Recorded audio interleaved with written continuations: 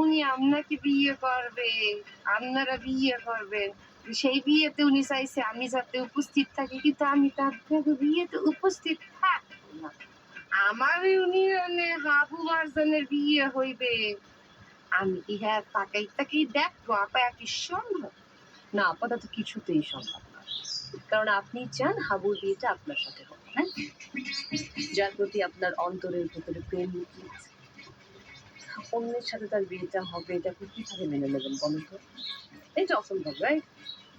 আমি কিন্তু আপনার কষ্টটা বুঝছি, জানেন? কিন্তু দুঃখের সাথে আপনাকে বলতে হচ্ছে যে আপনি চাইলেও সেটা কোনোভাবে সম্ভব না। কারণ হাবু আপনাকে মারাত্মকভাবে ঘৃণা করে। আর শুধু হাবু না, এলাকার যারা আছেন সবাই, ইচ এন্ড এভরিওয়ান আপনাকে যথেষ্ট ঘৃণা করে। এতদিন সেটা আপনার এলাকার মধ্যে সীমাবদ্ধ ছিল, কিন্তু এখন তো এটা পুরো ছড়িয়ে গেছে গ্রামে গঞ্জে, এমনকি পুরো দেশে। আপনি হচ্ছেন তার অপছন্দের পাত্রী। কি এখন করবেন বলুন তো? কান্দন ছাড়া তো আর কিছু বলার নাই। আপনি একটা ঠিক কথা বলছেন, ইউ আর রাইট, আপনি ফাইন কথা বলছেন। মুই হইতেছি যে ইয়ে সবাই অপছন্দের পাত্রী। আমনে সুন্দর মানুষ, আমনের দ্বারাও মুই অপছন্দের পাত্রী। আমনের লাগে একটা অসুন্দর মানুষ, হ্যাঁ সত্ত্বেও আমি মনে করেন যে ইয়ে অপছন্দের পাত্রী।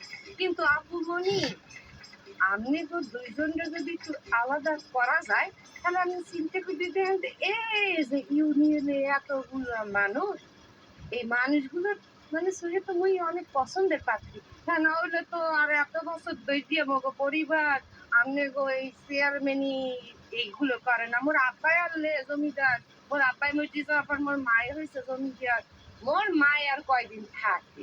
এই পর তো মুই মনে করেন যে ইয়ে চেয়ারম্যান বুঝলেন। কারণ এতগুলো গ্রামের মানে যদি মগো পছন্দ না হতে, তাহলে এত বছর তো আমায় কি চেয়ারম্যানগিরি করা যায়? আপনি বলেন আপা।